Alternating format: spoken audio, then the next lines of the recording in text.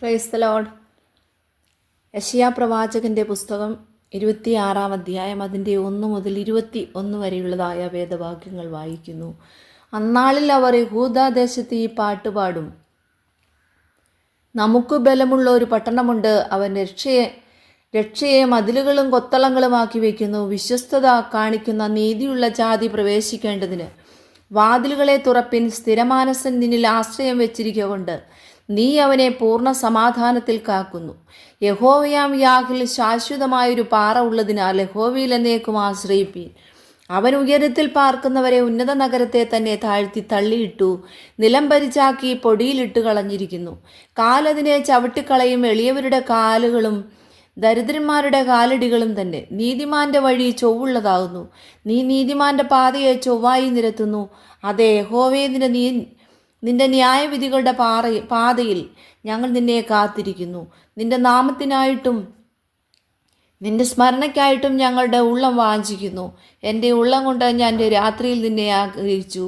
എൻ്റെ ഉള്ളിൽ എൻ്റെ ആത്മാവ് കൊണ്ട് തന്നെ ഞാൻ ജാഗ്രതയോടെ നിന്നെ അന്വേഷിക്കും.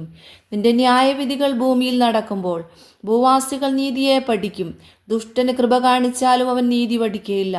നേരുള്ള ദേശത്ത് അവൻ അന്യായം പ്രവർത്തിക്കും. യഹോവയുടെ മഹത്വം അവൻ കാണുകയുമില്ല. അവരോ കാണുന്നില്ല എങ്കിലും ജനത്തെക്കുറിച്ചുള്ള നിന്റെ തീഷ്ണത അവർ കണ്ടു ലജ്ജിക്കും. നിന്റെ ശത്രുക്കളെ ദഹിപ്പിക്കുന്ന തീ അവരെ ദഹിപ്പിച്ചു കളയും.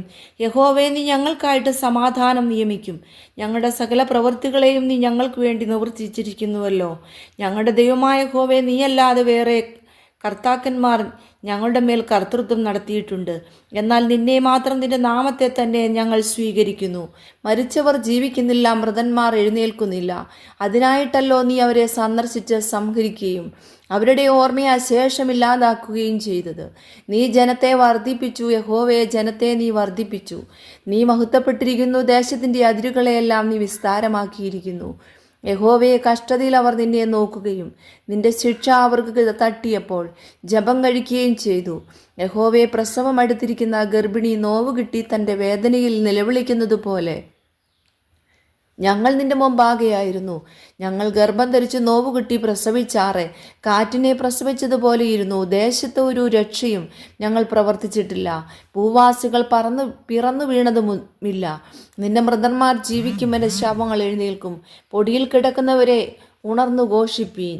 നിന്റെ മഞ്ഞ് പ്രഭാതത്തിലെ മഞ്ഞുപോലെ ഇരിക്കുന്നു. ഭൂമി പ്രതന്മാരെ പ്രസവിക്കുമല്ലോ.